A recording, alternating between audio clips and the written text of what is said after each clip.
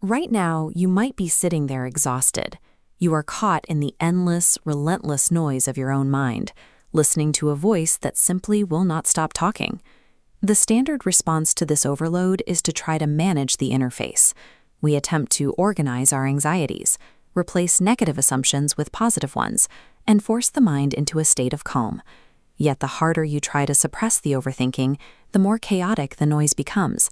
The friction of trying to stop the thoughts generates even more of them. This happens because of a structural trap.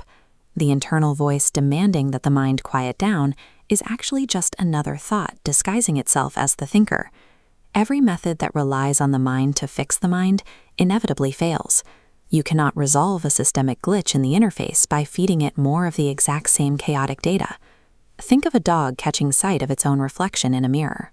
It becomes defensive and agitated, barking at what it perceives to be a very real external threat. The human mind operates almost identically. It generates images, future anxieties, and past regrets, and then it reacts to its own artificial projections as if they were solid reality. One primary thought, like "I failed," instantly spawns a rapidly multiplying branch system of secondary fears. What will people think of me? And what if it happens again? The entire panic is based on a misinterpretation of the signal. The mind is locked in a perpetual fight with its own reflection. Overthinking feels endless, not because the outside world is inherently overwhelming, but because a self-generating feedback loop cannot be shut down by adding more feedback. The Indian sage Ramana Maharshi understood this loop, and he proposed a radical alternative to controlling your thoughts. He suggested questioning the entity that claims ownership of them. The first step in his method requires a sudden halt. When an anxious thought arises about tomorrow, do not follow it. Do not attempt to complete its story. Stop the process immediately and ask one internal question. To whom has this thought appeared? The mind will automatically generate a simple, seemingly obvious answer. To me. That response triggers the deeper diagnostic pivot.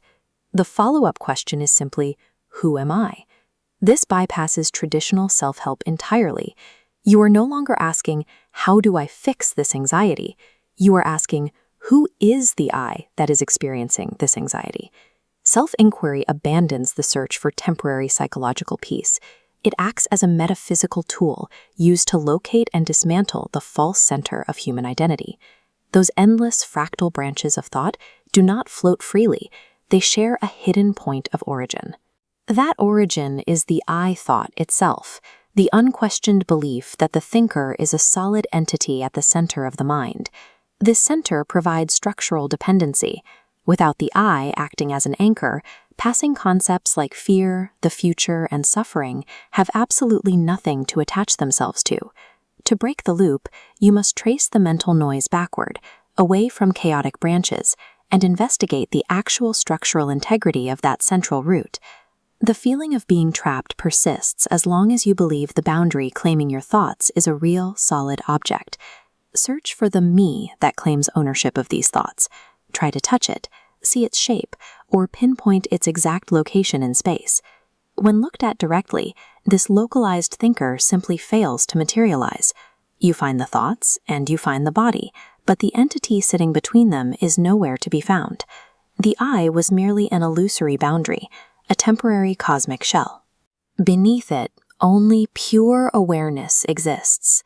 Overthinking stops naturally upon this realization.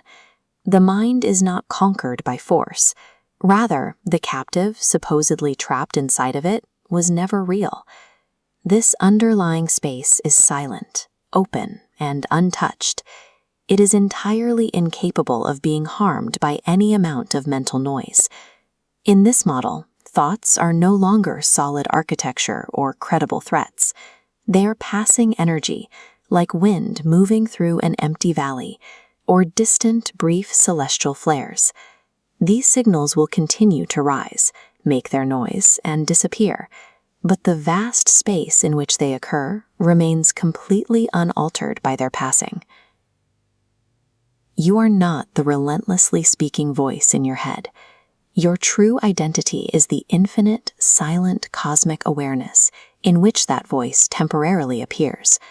You are a receiver so vast that it no longer requires a boundary to survive the signal.